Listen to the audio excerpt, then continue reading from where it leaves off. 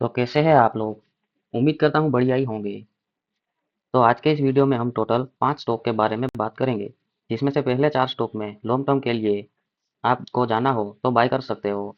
लेकिन जो पांचवा स्टॉक है, उसमें आपको स्विंग ट्रेडिंग के लिए अगर जाना हो तो पोजीशन बना सकते हो। लेकिन उस स्टॉक में लॉन्ग टर्म के लिए विचार मत करना। क्यों नहीं जाना है, उसका रीज़न मैं लास्ट में बताऊंगा। तो चलिए वन बाय वन सभी स्टॉक पर स्टडी करते हैं। तो पहला स्टॉक है एनएचपीसी।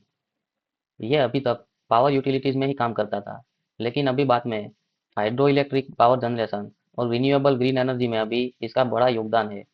कंपनी का मार्केट कैप है 89,000 करोड़ और स्टॉक भी अभी सिर्फ 30 पे ट्रेड कर रहा है। और रिटर्न ऑन इक्विटी देखते हैं तो 8% तक का है। तो यहाँ हम आ गए हैं एनएचपीसी के क्वार्टरली रिजल्ट पर, जो 2022 से लेकर 2025 तक का है। और सेल्स 1600 से बढ़कर 2300 हुआ है। ऑपरेटिंग प्रॉफिट 500 से बढ़कर 1090 हो गया है। ऐसे ही करते करते नेट प्रॉफिट 500 से 920 यानी कि डबल के नियर बाय हो चुका है। तो यहाँ हम आ गए हैं पीएनएल यानी कि ईयरली प्रॉफिट एंड लॉस के स्टेटमेंट पर, जो 2014 से लेकर 2025 तक का है। सेल्स 7,300 से बढ़कर 10,000 हो गए हैं।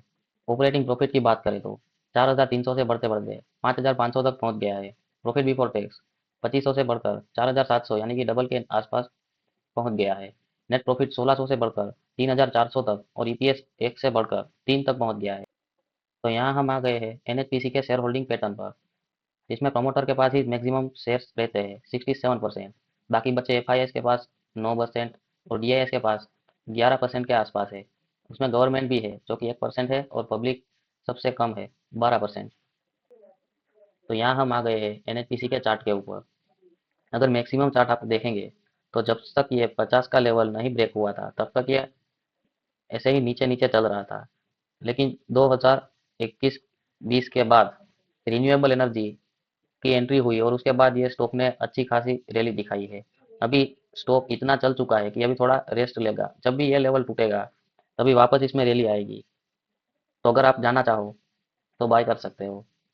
तो यहाँ हम आ गए हैं दूसरे स्टॉक पर, जिसका नाम है IRB infrastructure and development.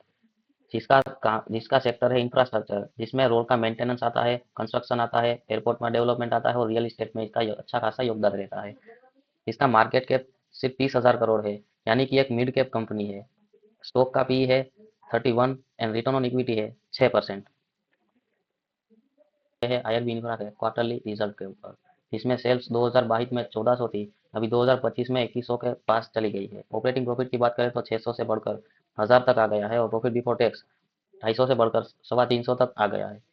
Net profit की बात करें तो 170 से बढ़कर 215 तक आ गया है और ईपीएस की बात करें तो 30 से बढ़कर 36 तक आ चुका है। तो चलिए आगे बढ़ते हैं प्रॉफिट एंड लॉस यानी कि ईयरली पीएनएल के ऊपर, जो 2014 से लेकर 2025 तक का है।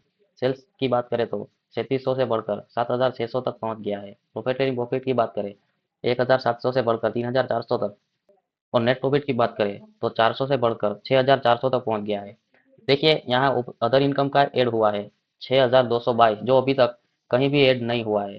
तो ये एक ध्यान रखना चाहिए, ऐसे ही कोई 6400 देखकर ब्लाइंडली इन्वेस्ट नहीं करना चाहिए। और यहाँ हम आ गए हैं आईआरबी इंफ्रा के शेयर होल्डिंग पैटर्न के ऊपर। प्रोमोटर के पास 30% है, एफआईएस के पास 44% है, डीआईएस के पास 10% के आसपास है, बाकी बची पब्लिक जो इसके पास 16%। अभी इसका चार्ट भी आप देख सकते हैं। जब तक ये लेवल नहीं ब्रेक हुआ था तब तक ये अंडर वैल्यूड ही रहा। जैसे ही ये लेवल ब्रेक हो गया उसके बाद इसमें अच्छी खासी रैली दिखाई दी है। अभी इतना स्टॉक चलने के बाद थोड़ा तो रुकेगा ही, थोड़ा गिरेगा, थोड़ा कंसोलिडेट करेगा, उसके बाद वापस रैली आ सकती है। तो यहाँ हम आ गए हमारे नेक्स्ट स्टॉक एसजेवीएन के ऊपर। ये भी एनएचपीसी की तरह हाइड्रो पावर प्लांट में और रिन्यूएबल एनर्जी में, क्लीन एनर्जी में, इलेक्ट्रिसिटी जनरेशन में अपना अच्छा खासा योगदान देती है। इसका मार्केट कैप भी 40,000 करोड़ है, यानी कि ये भी एक मिड साइज की कंपनी है। स्टॉक का भी 50 के आसपास ट्रेड कर रहा है और रिटर्न ऑन इक्विटी 6% है, जो कि अच्छी बात है। क्वार्टरली रिजल्ट की बात करें तो सेल्स 300 से बढ़ते बढ़ते 500 तक आ गया है। ऑपरेटिंग प्रॉफिट 150 के आसपास था, अभी 250 के आसपास चल रहा है। अभी प्रॉफिट बिफोर टैक्स की बात करें तो ये यहाँ तो 32 से नेगेटिव आ गया है। तो देखिए पहले ये कंपनी अच्छा ही काम कर रही है, तो कभी कभी ऐसे चल जाता है कि कभी कंपनी का रिजल्ट नेगेटिव आ जाए।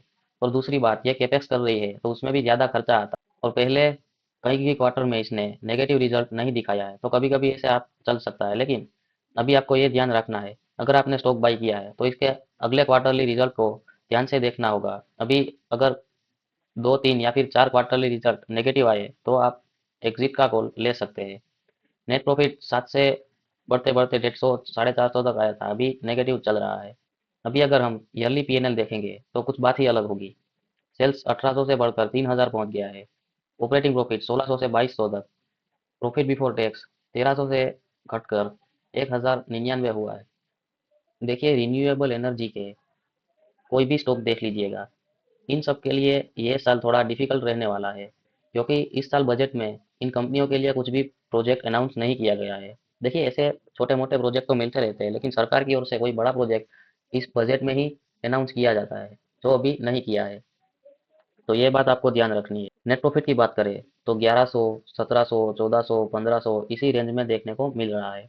तो ये सब फ्यूचर ओरिएंटेड स्टॉक है, जिसमें अभी तो कुछ ऐसे आपको देखने को नहीं मिलेगा, लेकिन फ्यूचर में अच्छा कर सकती है ये कंपनियां।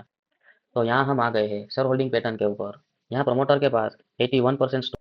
तो यहाँ एक वार्निंग है, सेबी के नियम के अनुसार किसी भी कंपनी अपने शेयर को 75% तक ही होल्ड कर सकती है, लेकिन यहाँ 81% है। तो यहाँ कभी भी ओएफएस यानी कि ऑफर फॉर सेल आ सकता है, और शेयर एक ही दिन में 5, 7, 10% क्रैश हो सकता है। एफआईआई की बात करें 2.5% है, और डीआईएस की बात करें 4.25% है। बाकी बची पब्लिक जो कि 11.5%। तो यहाँ हम आ गए हैं एसजेवीएन के शेयर के ऊपर। यहाँ भी 2020 के बाद रिन्यूएबल एनर्जी की वजह से अच्छा खासा अप ट्रेंड आया था, लेकिन अभी इतना ज़्यादा स्टॉक चल चुका है कि अभी थोड़ा रुकेगा, थोड़ा गिरेगा, उसके बाद ही वापस चलेगा। तो ये पेशेंस, तभी आपको निवेश करना चाहिए इसमें। चलिए आगे बढ़ते हैं। नेक्स्ट कंपनी है हमारी ट्राइडेंट, जिसका मार्केट कैप देखिए तो 15,000 है। स्टॉक भी अभी 42 पर चल रहा है, और रिटर्न ऑन इक्विटी 8% है। ये जो ट्राइडेंट कंपनी है, ये टेक्सटाइल यानी कि टॉवेल, बेडशीट, पेपर है, केमिकल्स है, इस सब में अपना योगदान देती है। तो यहाँ हम आ गए हैं ट्राइडेंट के क्वार्टरली रिजल्ट के ऊपर। सेल्स 2022 में 1900 के पास थी, अभी 2025 चल रहा है, अभी भी यहीं के यहीं है। ऑपरेटिंग प्रॉफिट की बात करें 340 से घटकर 245 तक आ गया है। नेट प्रॉफिट की बात करें तो 200 के आसपास था, अभी 133 चल रहा है। देखिए अभी क्वार्टरली बेसिस पर कंपनी का डाउनफॉल चल रहा है, तो ऐसे ही शेयर प्राइस में भी देखने को मिलेगा।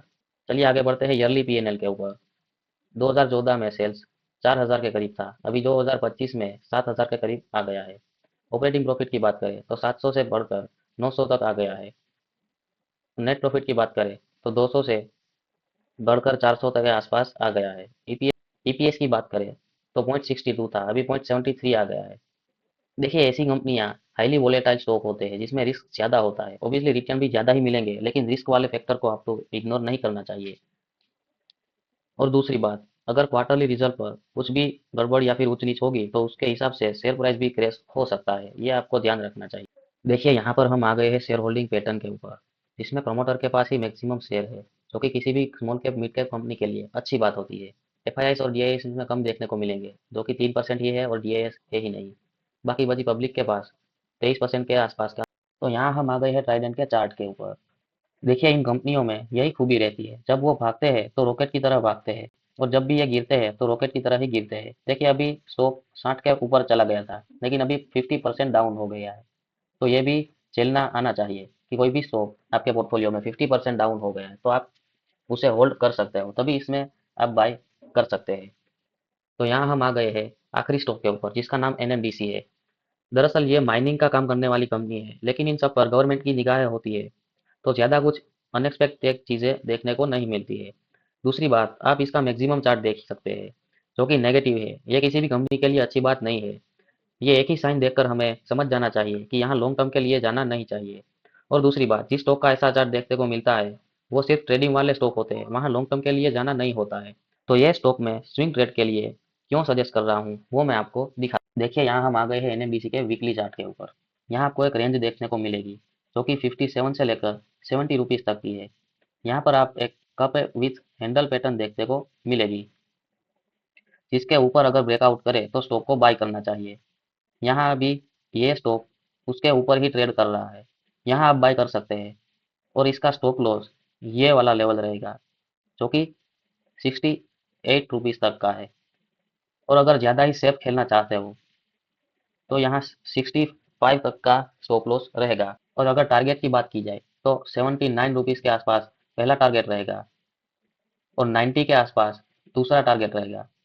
और जब भी ये दूसरे टारगेट के पास आ जाए तो मार्केट का ट्रेंड भी देखना है। अगर पॉजिटिव चल रहा है तो ऐसे फ्लो फ्लो में आगे चला जाएगा, अगर नहीं चल रहा है तो इसके आसपास आपको निकल जाना है। तो ये थे कुछ आज के 5 स्टॉक्स। आज के लिए इतना ही, मिलते हैं नेक्स्ट वीडियो में। जय हिंद।